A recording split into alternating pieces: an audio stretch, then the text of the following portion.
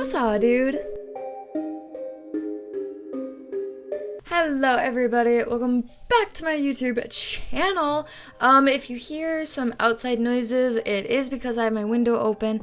It's not super cold outside, so I thought I would get some fresh air in my room for the first time in what feels like 9 months because of winter and whatnot, so we might hear some birds in the background.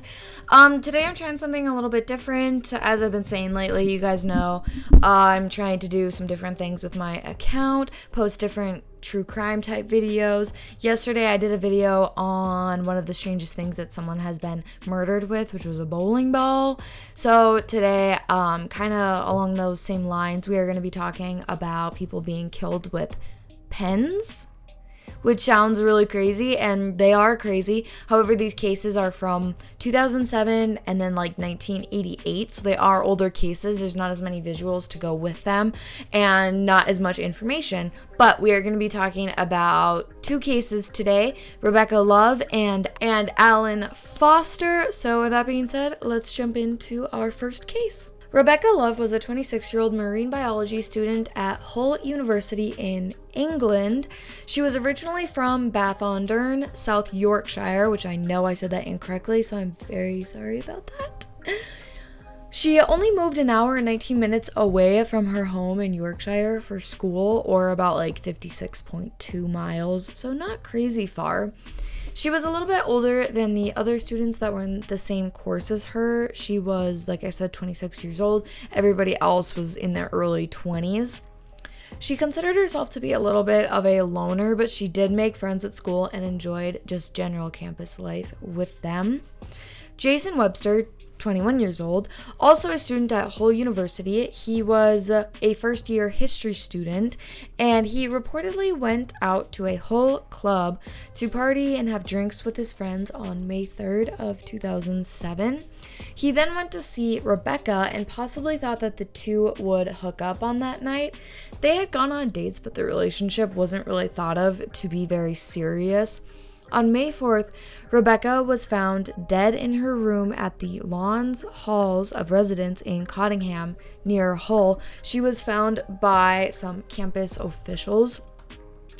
She had reportedly been stabbed and asphyxiated.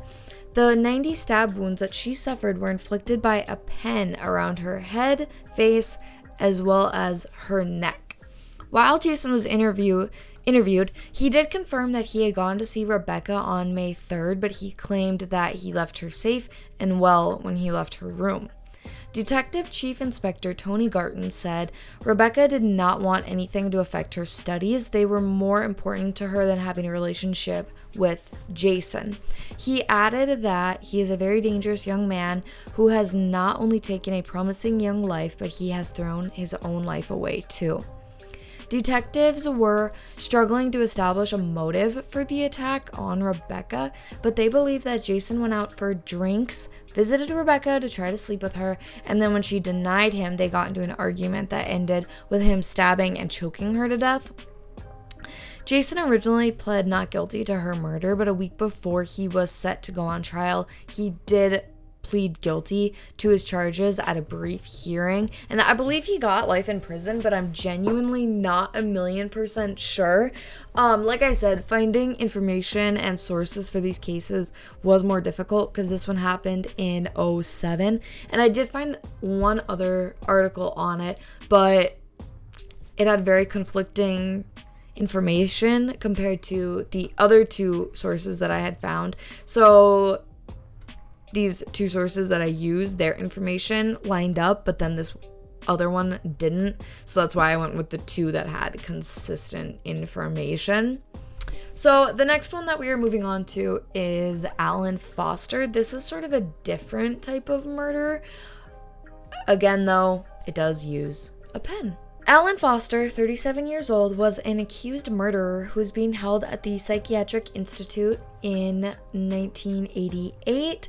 He was undergoing a 30-day psychiatric examination at the institute after he was charged with first-degree murder after he bludgeoned his common wife Law, Joan Pilling, 34 years old, her daughter Linda, and Linda's friend Megan Sue, who were both only 12 years old.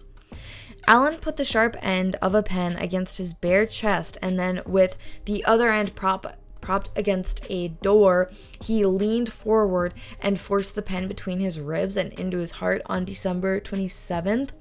That wasn't enough to kill him, so he repeated that process with another pen, trying to get it pushed into his heart to commit suicide. He ended up dying from massive bleeding to his chest cavity, according to the pathologist. When a juror asked how anyone could twice complete such a painful process, the pathologist said, "If someone is sufficiently disturbed to do away with himself, pain doesn't mean very much." The jury recommended closer 24-hour watches on maximum security patients and changes in the Institute's assessment reporting system, according to the Associated Press. A nursing director at the Institute testified that Alan had denied any feelings of depression or suicide when he was initially admitted. However, shortly before his suicide, Alan wrote a letter to correction officials begging for special protection in prison. Now, this could be because, maybe other inmates were threatening to murder him because he had murdered 2 underage girls. That could have something to do with it.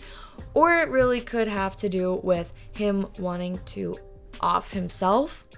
I'm not totally sure, but I kind of feel like he realized he was having suicidal thoughts and wanted more protection from himself. So, those are the 2 cases we are talking about today. This is sort of another installment of strangest objects that people have murdered with. A pen, you really don't think much about it, but it's like, yeah, if you're determined enough, you can definitely murder someone or yourself with a pen. So let me know in the comments down below if you guys found this interesting, if you want me to keep going with these types of cases, using strange objects or not. I really want to hear back from you guys and your input, because that really affects what I do on my channel.